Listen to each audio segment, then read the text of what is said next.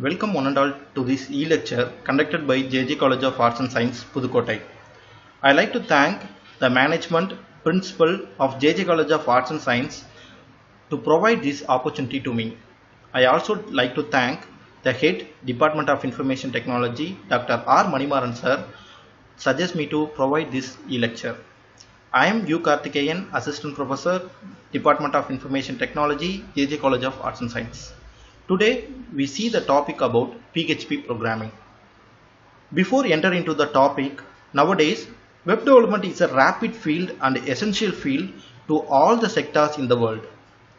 Early websites are to provide only the information about the concerned sector or domain. But nowadays it is a vast area to provide all type of services to the people. In web development, PHP is one of the main server-side scripting language used to simplify the development of large web services.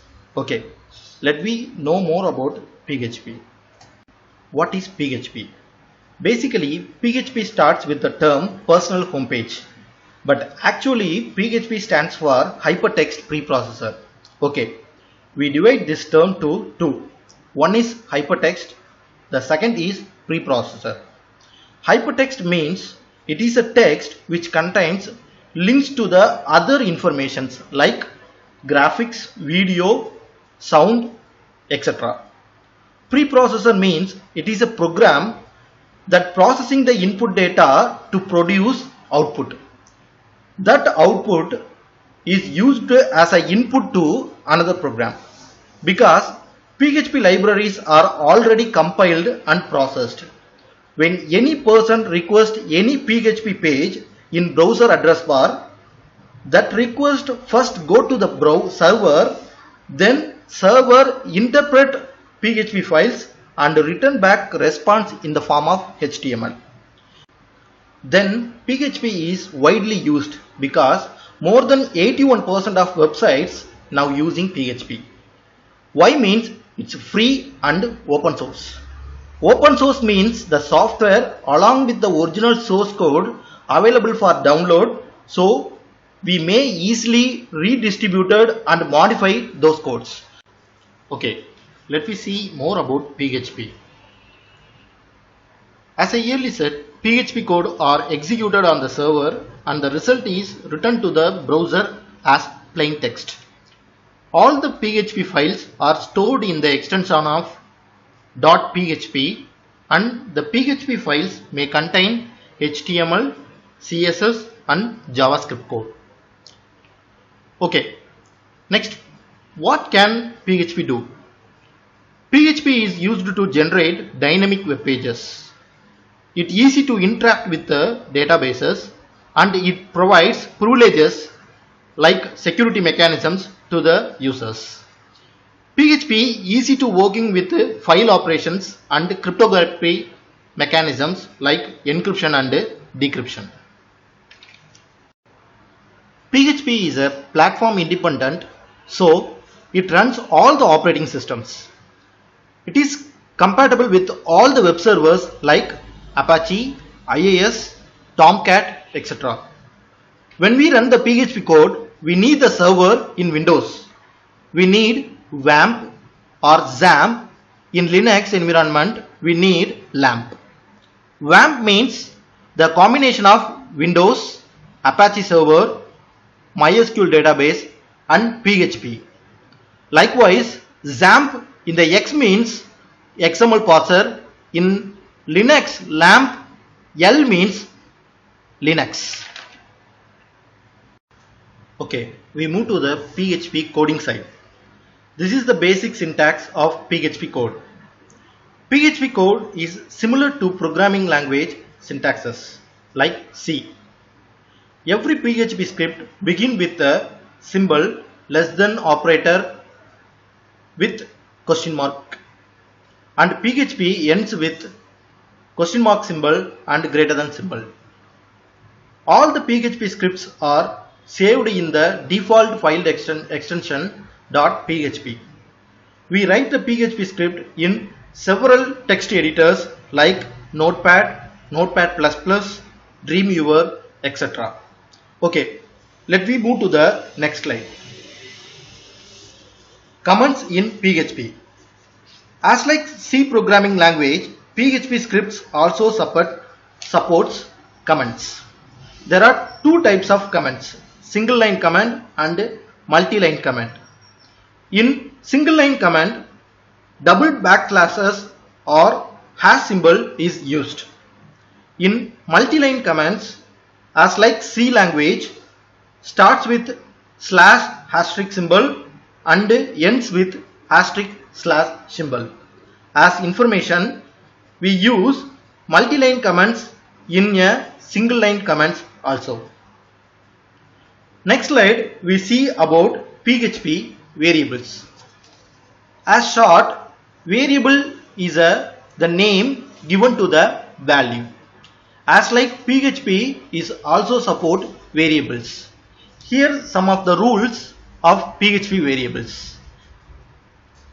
PHP variables starts with a dollar symbol and it begins with a letter or underscore characters. No numbers. The variable names contains alphanumeric characters only and underscores also. The variable should not contain white spaces. And in PHP, variables are the case sensitive, like $y and $Y are the two different variables. Okay, let me move to the next slide. Creating and declaring PHP variables. In PHP, there is no format for declaring a variable. If you are giving or assigning the value to the variable in the form of creating a variable, like in the example, $txt is equal to double quotation of hello world, like $txt is a string variable. There is no need to assign the data type. Likewise, $x equal to 5, $x is a integer variable. Okay, we move to the next slide. Then only the PHP is a loosely typed language. There is no declaration of data types here. PHP automatically converts the variable value as a data type. In strongly typed programming languages, we need to assign the data type, like int a, string txt. Likewise, in PHP we need not declare a data type, just assign the value to the variable to declaring a variable. Here there are several variable scopes in PHP. Here 4 different variable scopes are there. Number 1 is a local, global, static and parameter. Okay, we can discuss in detail. Local scope. A variable that are declared within a function are called local variables. These local variables have their scope only in that particular functions. This means these variables cannot accessed outside the functions as they have local scope. A variable declaration outside the function with the same name is completely different from the variable declared inside the function in local scope. Let's move to the global scope.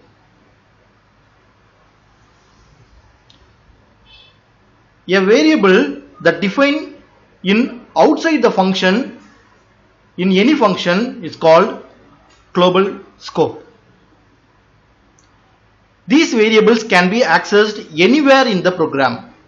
To access the global variable within a function, use global keyword before the variable. However, these variables can be directly accessed or used outside the function without any keyword. This is the example for global scope. We are using global keyword here for declaring or accessing the global scope. Next, static scope. In static scope, to delete the variable once it completes its execution and memory is free. Sometimes we need to store a variable even after completion of the function execution. Therefore, we use static scope. Static is a keyword before the variable to define the variable, and this variable is called static variable. Static variables only exist in the local function, but it does not free its memory after the program execution leaves the scope. Next, we see the parameter scope. Using variables within a function parameters, it's called parameter scope. Here we declare a function name $x. This $x is defined as a parameter scope. Okay, we move to the next slide. PHP echo and print statements. These are all the two basic ways to get or print output in PHP. There is some differences in echo and print. Print only output only one string. It returns one always. But echo, we print or get output one or more strings. Echo is mostly used in a PHP command. It is faster compared with the print statement, and echo does not return any value. Here we declare some example about echo. PHP arrays. To store one or more similar type of variables and values in a single value or name is called an array. Array of is a keyword to declare the arrays in PHP. Let we see more about arrays. In PHP, array of is a function is used to create an array. Here we example $cars equal to array of some values Volvo, BMW, Toyota. This is the declaration of arrays in PHP. There are three types of arrays in PHP. Number one, indexed array or numeric array. Second one is associative array. Third one is a multi-dimensional arrays. Indexed arrays. These arrays can store numbers, strings and any objects, but their index will be represented by numbers. By default, array index start with 0. Associative array. The associative arrays are very similar to numeric arrays in terms of functionality, but they are different in terms of their index. Associative array will have their index as string, like Peter, Ben, Joy, so that you can establish a strong association between key and values. Next, this is the example of associative array. Instead of numeric values, numeric index values, we declare string as a index value. Next, multidimensional array. A multidimensional array, each element in a main array can also be an array. For example, array of array. And each element in the subarray can be an array, and so on. Values in the multidimensional array are accessed using multiple indexes.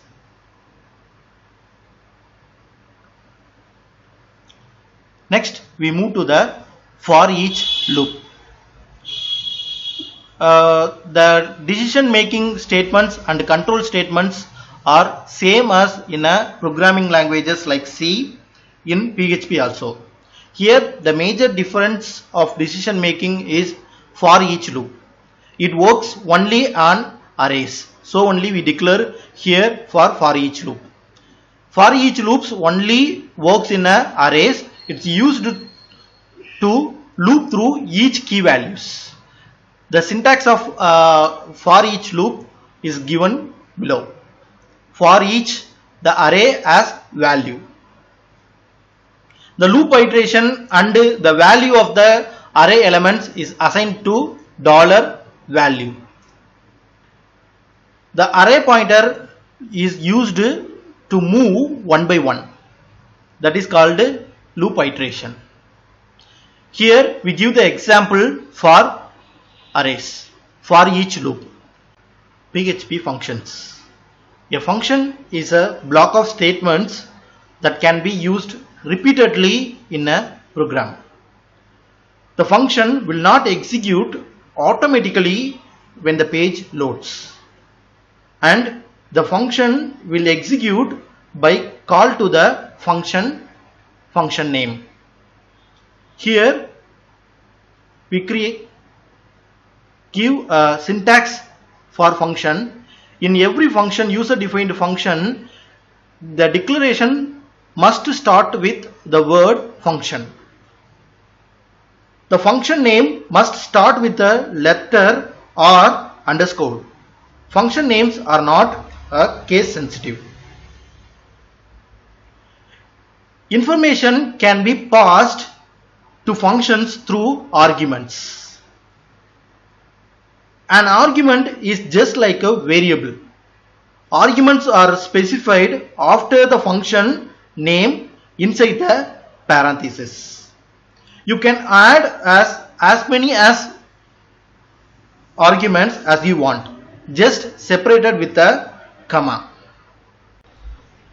That's all, folks. This is the basic idea about PHP and PHP scripts. Thanks you one and all to spend your beautiful time with me. Once again, thank you all. Bye.